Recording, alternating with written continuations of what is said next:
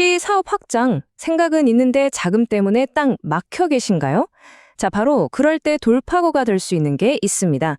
오늘 제가 2026년 정부 정책 자금의 핵심만 쏙쏙 뽑아서 정말 알기 쉽게 설명해 드릴게요. 4조 643억 원. 네, 이거 잘못 보신 거 아니에요. 무려 4조가 넘는 돈입니다. 이 어마어마한 예산이 바로 여러분 같은 중소기업의 성장을 위해서 딱 준비되어 있다는 거죠.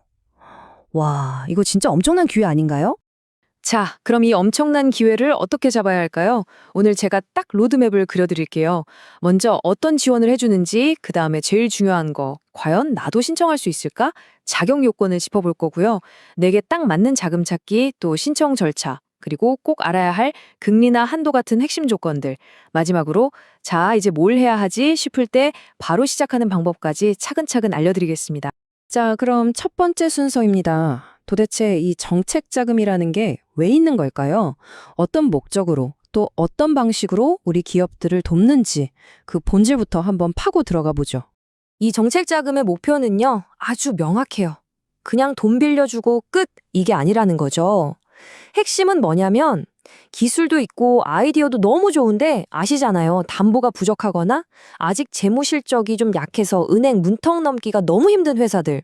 바로 그런 될성 부른 떡잎 같은 기업들을 찾아서 든든한 성장 사다리를 놓아주겠다는 겁니다.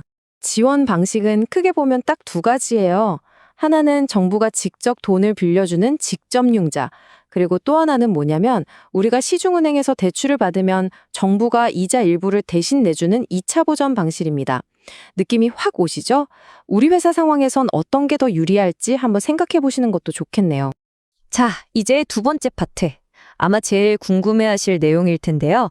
그래서 우리 회사도 신청할 수 있는 거야? 이 질문이죠. 아주 현실적인 질문입니다. 지금부터 필수 체크리스트, 저랑 같이 한번 따져보시죠. 혹시 우리 회사가 뭔가 혁신적인 기술을 가지고 있다? 또는 일자리를 많이 만들고 있다? 아니면 수출을 막 늘려가고 있다? 그렇다면 이건 정말 긍정적인 신호입니다. 왜냐하면 정부가 지금 딱 이런 기업들을 찾아서 밀어주려고 하거든요. 자, 그런데 반대로 이런 경우는 좀 어렵습니다. 당연한 얘기지만 세금을 체납했거나 대표님 신용에 문제가 있다면 일단 브레이크가 걸려요. 그리고 또 하나 중요한 거. 우리 사업이 혹시 유흥주점이나 도박, 부동산 투기처럼 아예 융자 제외 업종은 아닌지 이거 미리 꼭 확인하셔야 합니다. 괜히 시간 낭비, 노력 낭비할 필요 없잖아요. 자, 세 번째 단계로 넘어왔습니다. 내게 맞는 자금 찾기. 이제 자격 요건도 통과했다면 정말 중요한 단계죠. 정책 자금 종류가 생각보다 꽤 많거든요. 이 중에서 우리 회사에 딱 맞는 그야말로 맞춤 정장 같은 자금을 찾아야 합니다. 어떤 것들이 있는지 한번 쭉 훑어볼까요? 일단 자금을 어디에 쓸 거냐 이 용도에 따라 크게 두 가지로 나뉘어요. 하나는 시설 자금, 말 그대로 공장을 짓거나 최신 기계를 들여오거나 하는 좀 큼직한 투자를 위한 돈이죠. 다른 하나는 운전 자금이에요. 이건 뭐 당장 직원들 월급도 줘야 하고 원자재도 사와야 하고 이런 일상적인 운용에 필요한 돈입니다. 우리 회사에 지금 당장 더 급한 불이 뭔지 이걸 명확히 하는 게 첫 단추입니다. 자, 그럼 이제부터 우리 회사가 어디에 해당하는지 한번 찾아보세요. 크게 네 가지 길이 있습니다. 첫째, 우리 회사가 이제 막 시작한 7년 미만 스타트업이다? 그렇다면 무려 1.6조 원이 배정된 혁신창업 사업화 자금을 노려야 합니다. 둘째, 이제 슬슬 수치를 시작하거나 해외 시장을 뚫어보려고 한다? 그럼 신시장 진출 지원이 딱이죠. 셋째, 스마트 공장을 짓는 등 한 단계 스케일업을 위한 투자가 필요하다면 1.28조 원 규모의 신성장 기반 자금을 보셔야 하고요. 마지막으로 혹시 좀 어려운 시기를 겪고 사업 전환이나 제도약을 준비 중이라면 제도약 지원 자금이 큰 힘이 될 겁니다. 어떠세요? 우리 회사는 어디에 가까운가요? 좋습니다. 네 번째. 이제 신청 절차를 알아볼 시간입니다. 이론은 충분히 알았으니까 이제 진짜 실전이죠. 온라인 신청 버튼을 누르는 순간부터 내 통장에 돈이 들어오기까지 그 전체 여정을 8단계로 나눠서 보여드릴게요. 미리 말씀드리지만 생각보다 그렇게 복잡하지 않아요. 겁먹지 마세요. 자, 전체 그림을 한번 보세요. 딱 8단계죠? 일단 온라인으로 신청합니다 하고 손을 들면 정책 우선도 평가라는 걸 해요. 그 다음에 서류 좀 내고 나면 그때부터가 진짜죠. 본격적인 기업 평가가 시작됩니다. 바로 2단계에서 우리 회사는 이런 기술력이 있고 앞으로 이렇게 성장할 겁니다. 이걸 제대로 보여줘야 해요. 여기서 오케이가 나면 융자 결정이 나고 드디어 자금을 받게 되는 거죠.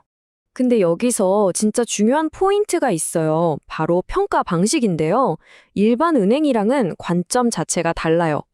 은행은 과거 재무제표, 실적 이런 걸 보잖아요.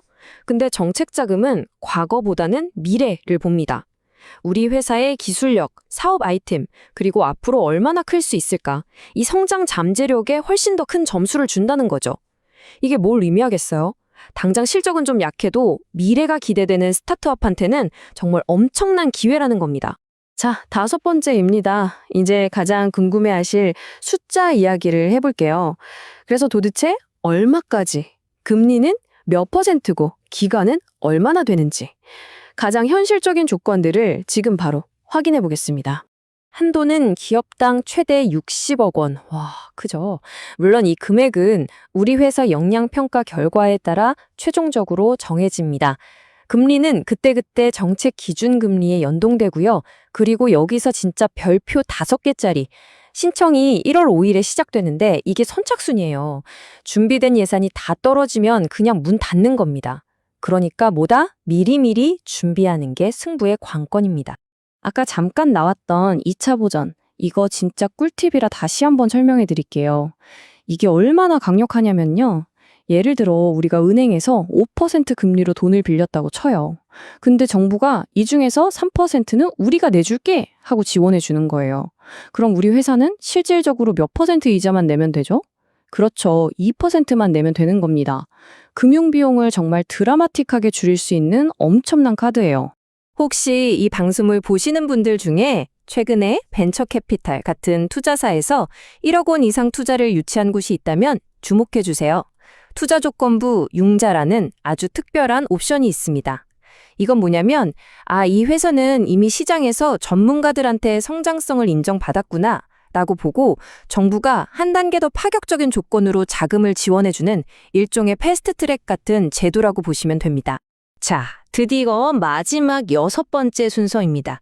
지금 바로 시작하기. 지금까지 좋은 정보 많이 들으셨죠? 근데 듣고만 있으면 아무 일도 안 일어납니다.